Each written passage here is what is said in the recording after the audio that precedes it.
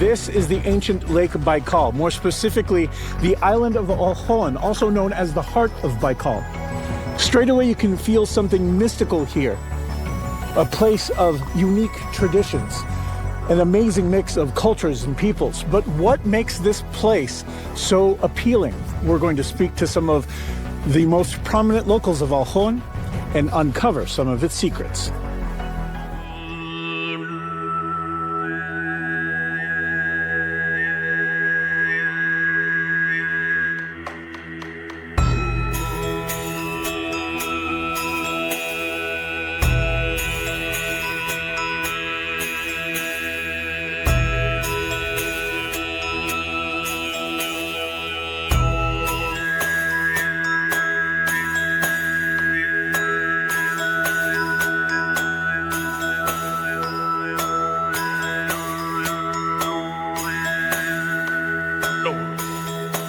We're on our way to see Yulia Mushinskaya. Her family has been on Olkhon for several generations, preserving the island's legacy, taking care of the local museum. Yulia, hello, thanks for meeting us here. Such an interesting place. Tell me, have you lived here your entire life, and what gives you the motivation to stay here and preserve this culture and this heritage for everybody? When I was young, my parents used to bring me here to visit my grandparents. I'd spend the whole summer here. One thing I can say about Olkhon Island is that I've never wanted to live anywhere else. When you come to Olkhon, especially in summer, you get this sense of freedom. And I don't just mean to move around, I'm talking about a state of mind. You're surrounded by endless blue sky, the sea, the mountains, and the vast steppes. It gives you an indescribable feeling of inner freedom. There's no way I'd trade being here for anything else. The Olkhon Museum is my life's work, and much more. It's my duty to carry on the legacy of my ancestors. It's life. It's not just my life, but my whole family's too. There's such a wonderful energy to this place. You can feel it. But it's also bringing more traffic to Olkhon and to the island. Is this hurting the energy here, or does it help in some way? Is there a balance here? There is no clear answer. Olkhon is millions of years old. It was here before, it's alive now, and it will live on. I wouldn't say that the energy of this place is negatively affected. I'm really looking forward to seeing the museum. Can you show me the way? Sure, this way.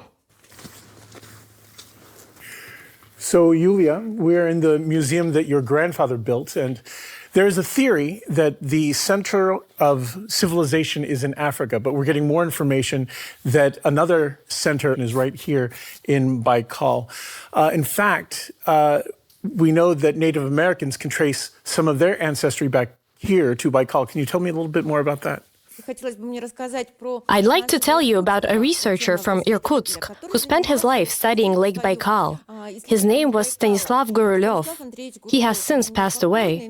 The idea he put forward was that at one time, before the Baikal Basin was formed, this area was inhabited by one of the oldest civilizations on the planet. Then, when the tectonic plates started to shift and the bottom of Lake Baikal began to sink, this entire population sank under the water with it. Borrowing from the name Atlantida, Gurulev called this civilization Baikalida. It's an uncontested fact that the people that inhabited Olkhon Island migrated eastwards. This was during ancient times, and the exact reason is still unknown. It could have been due to an advancing glacier. Maybe they were simply traveling, or perhaps they followed animal herds to retain a source of food. Whatever the reason, they went east.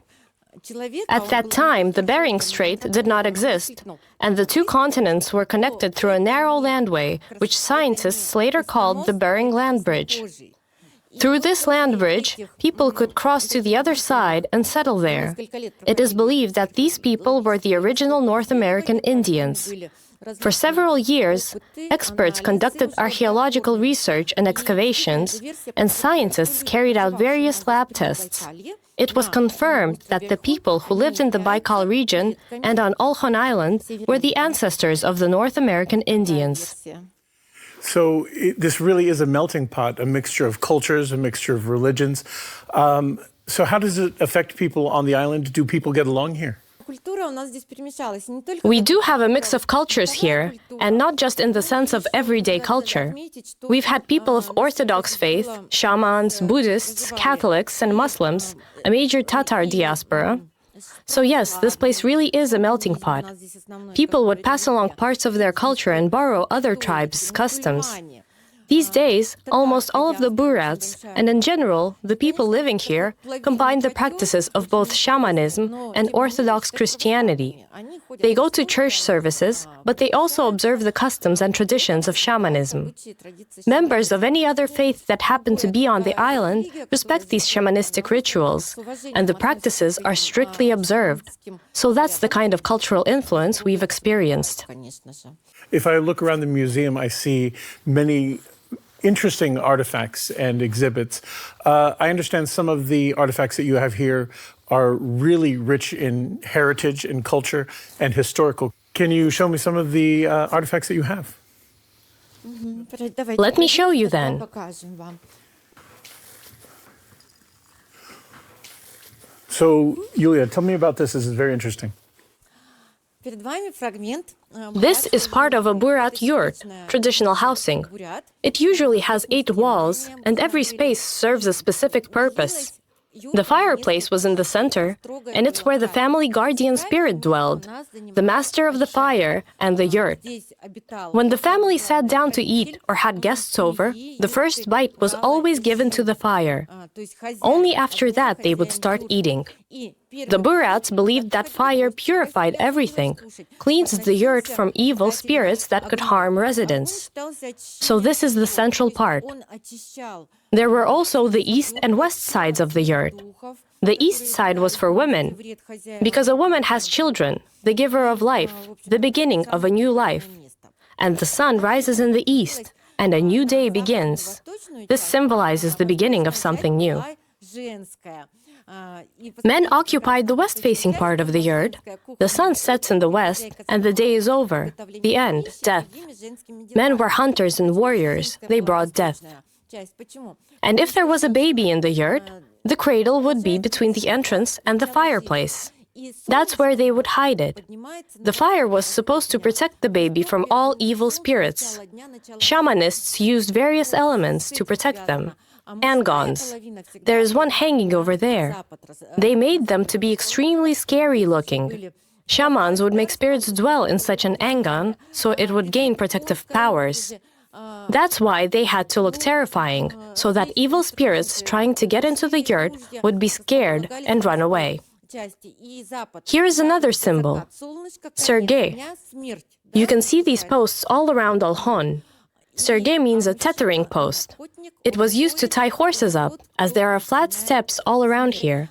After riding for days, they needed rest, but they couldn't tie their horses to just anything.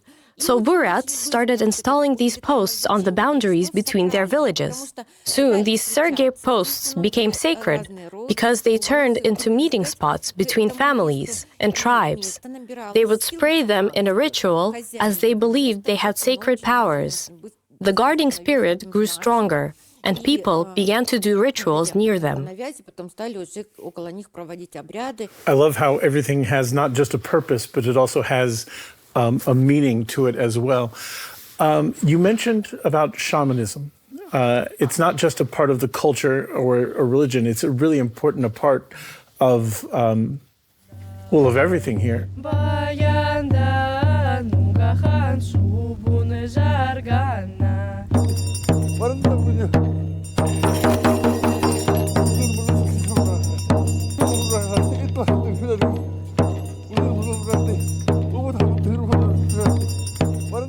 Can you tell me more about shamanism in Buryatia culture? Shamanism is not really a culture or religion. It's more like the worldview of the Buryatian people living here. In ancient times, people watched different processes, analyzed them, and made conclusions. If there was a storm, there won't be any fish. If there is thunder, it is going to rain. If there is drought, there won't be any harvest. They connected all these processes to territorial spirits. Shamanism is the belief that everything has a spiritual master, and you should be very careful with the spiritual world. You shouldn't damage nature. So it is more like a worldview, and people have maintained it for generations. Have you ever visited a shaman? Do you believe in shaman powers? Well, I've never tried to. I do believe in that power, but it should be a last resort. I'm lucky to have never been in a situation where I might need it. When I'm ill, the doctor can diagnose or treat me. You have to understand that shamanism is not to be messed with. You have to be careful with it. Shamans communicate with evil spirits as well when they enter a trance, with the spirits of the underground. It's not right to think of them in terms of good and evil. Spirits can harm people sometimes, so you shouldn't go after the services of a shaman for sheer curiosity. You can talk to them, but ask for their help only when you have no other option. I never had to, thankfully. Olkhon is the heart of shamanism in eastern Siberia because its energy is strong here, and you have to face the spiritual world whether you like it or not. Sometimes the spirits guide you, as people say. Anyone can go out into the woods, get lost. 94.3% of our audience is not subscribed yet. Do you enjoy this content? Subscribe now and support our channel. Your click makes the difference. We keep going. And simply travel in circles until they die. Nobody knows why this happens. A person can be living here his whole life and still get lost once he leaves his village. This has happened more than once. Another thing, you must always make an offering to the spirits at the highest mountain between the town of Khujir and the ferry. Olkhon's spirits are powerful there. You have to make an offering even if you don't believe in spirits. When I was a child, my family lived in Angarsk. And one time, we came to the island by car with our friends. It was in the 70s when cars were slow and the roads bumpy. We stopped to have a snack near the Sergei posts. I was 7. My brother was 14. There was another boy with us, my mother, and the boy's father who was driving. The boy and I saw coins scattered by the Sergei, so we ran to collect them. The man said, "Go on, we'll pay for the ferry with them." The ferry wasn't free back then. So we boarded the boat, 2 7-year-olds in the back seat. The ferries were small, they only fit 2 cars. Our car was at the back. The ramp was lifted by chains, and the ferry set sail. Halfway across the Olkhonsky Vorota Strait, the ferry's engine died, the ramp fell down, and our car started to roll back towards the water. All the men on the ferry tried to hold on to the car. The boy and I, the ones who collected the coins, were in the back seat. The ferry was narrow, and we couldn't open the car doors. As soon as we were out, the engine started again. The ramp was able to close, and the car stopped moving. Would you believe in spirits after that? My mother became a believer. Things like this happen here all the time. Shamanism is all around here. You face it, and you can't help but believe in it.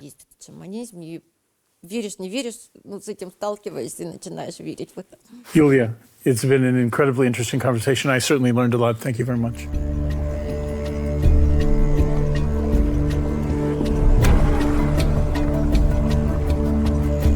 Since shamanism is an integral part of the culture here, we too decided to receive our blessings. And we're going to see Valentin Hagdayev, the chief shaman here on Olkhon. Valentin, hi. Hi.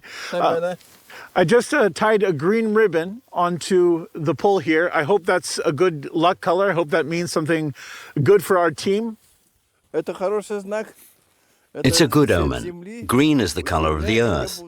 The earth and the sky will help you. blue being the sky and green the earth. It'll help you, hopefully all of us. Let there be peace and harmony for all. Come over here. These are sirgi, tethering posts for horses. All our gods, who descended from the sky, cats, came down here to save the world from evil. These spirits are all across the shores of Baikal, but these posts are here because the chief cat lives in this rock, according to legend.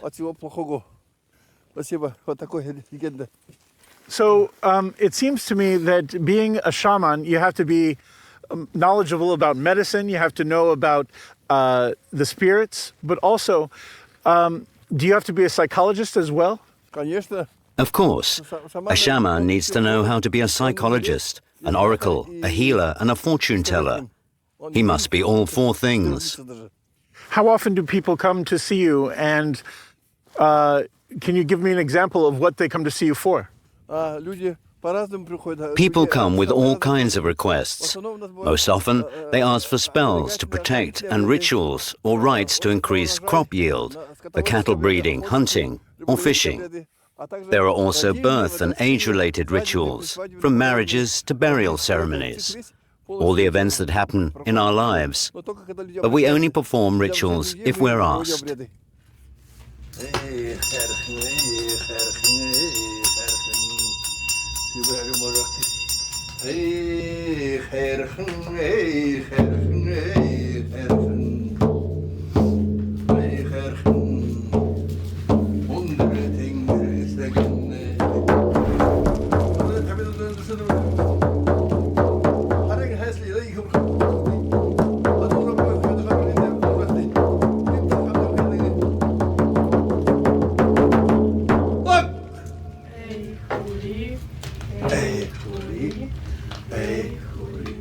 Is there anything that is taboo or anything that's forbidden, a ritual that you as a shaman will not or cannot do? We'll never do a ritual to start war. We don't want wars. We won't agree to harm anyone or do evil to others.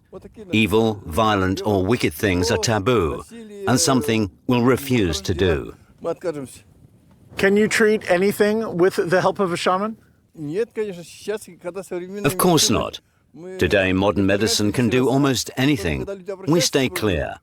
Sometimes we use traditional healing practices when people come to us. Otherwise, we let professional doctors do their job. Medicine is there to treat people, and we look after the spiritual part.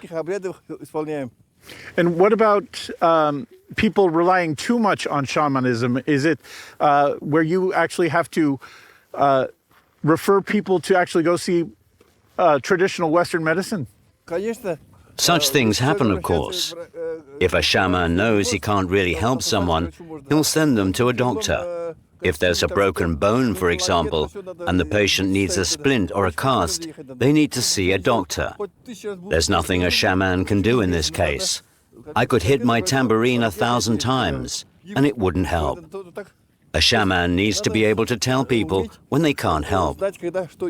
What is a common misconception about shamanism that you would like to clear up? Or what is something that you can tell people that they don't know about shamanism? Most people's idea of a shaman is a person jumping around and beating a tambourine.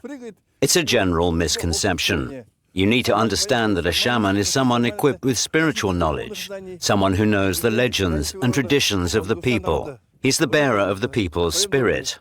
In Russia, traditional shamanism is practiced among indigenous ethnic groups inhabiting Siberia, the north, and the Far East. But what some Russians, Italians, or French might have is just a hobby or neo-shamanism, which is not the same. Traditional shamanism is a religion, a faith, practiced by indigenous ethnic groups, while neo-shamanism is like a punk subculture. Neo-shamanism and traditional shamanism are two entirely different things. What told you that you needed to be a shaman? How did you know that shamanism was your calling? It was tradition that initiated me into shamanhood. Then I started learning, studying the religion. I can't say I've always known I'd be a shaman. I didn't know.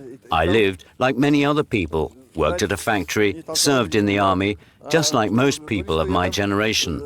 And then I was chosen to become a shaman, and I took up my new duties. What can you see about the future, or what can you tell us about, or even your hopes about humanity and what we can expect moving forward? Humankind is standing at a threshold. There's a choice to make, either to slide back and become like reptiles, crocodiles, or move forward to spiritual heights and become better people. At each turn, at every rebirth, a person should become better, stronger, more beautiful, and closer to perfection. Each time we need to take one small step upwards and become a little bit better than before. Every person needs to work on themselves, improve, and re-educate themselves. It's very important. I thank you, dear Sean.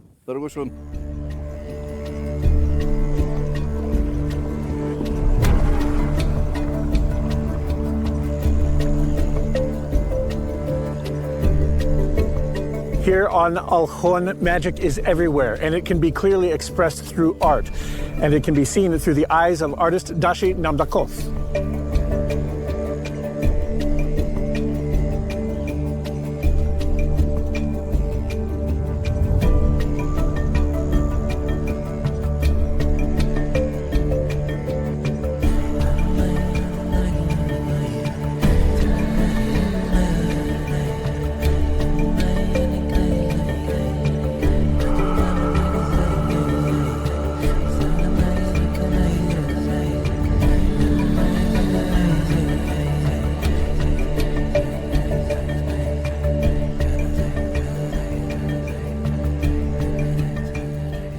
Dashi, hi. Hello. Hi. Thank you for having us in your workshop to see where the magic is made. You yourself started as a local Buryatian artist, and now you're world famous. And you've said that your success is based on your roots at home. Can you tell me about that? I think it's because I'm still a Buryatian artist. It's just the geography. In some regard, has become wider. This area around Baikal has given me everything: knowledge, culture, history. Baikal has a vast history. Archaeological findings indicate a great civilization was here a few centuries BC. It's a fascinating world. Interesting.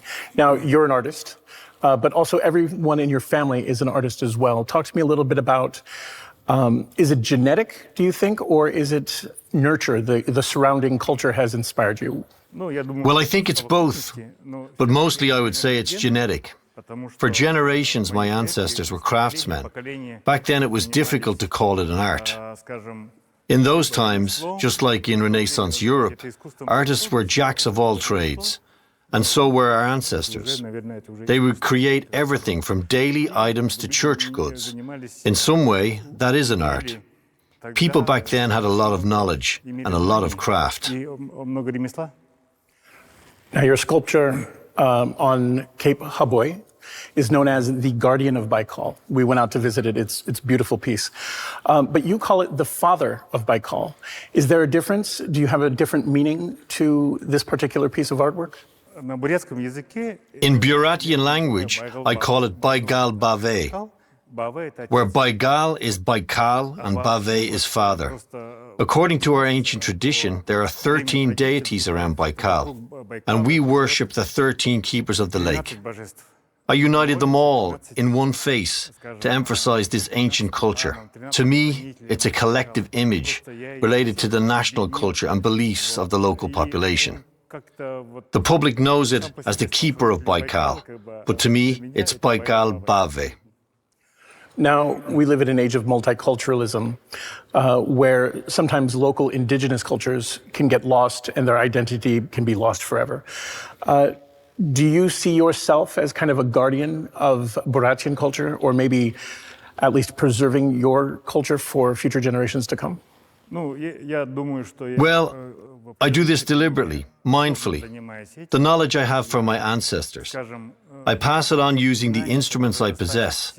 Being a sculptor, I cast my art in bronze, while a writer or a musician would of course be different. I use visual art to pass on this knowledge. I keep saying, though, that we are losing our culture, this knowledge, at an alarming pace. This is what worries me a lot. Now, your work is exciting, it's energetic, it's fantastic. Thank you. There's also, it can actually be intimidating in some ways, but there's also definitely a magical quality to it. Do you think that there's a mystical side to being an artist as well? I don't know about other artists and other cultures, but I think what I do is characteristic of my people, and Siberian peoples in general. It has only been characterized as Buddhist art for the past few centuries. Before that, it was considered a pagan culture. Even today, Buddhism in this region is strongly mixed with pagan culture. I think this pagan aspect shows quite strongly in my art, because Siberia is mighty. Siberia is all about this raw power, and so is Baikal, with its winds and extreme temperatures. If it's cold here, it's freezing. When it's hot here, it's hot. And my art is much like nature. Whether I want it or not, it's just the way it is. Mm-hmm. Thank you very much for taking the time to see us. It's been a pleasure. Thank you very much.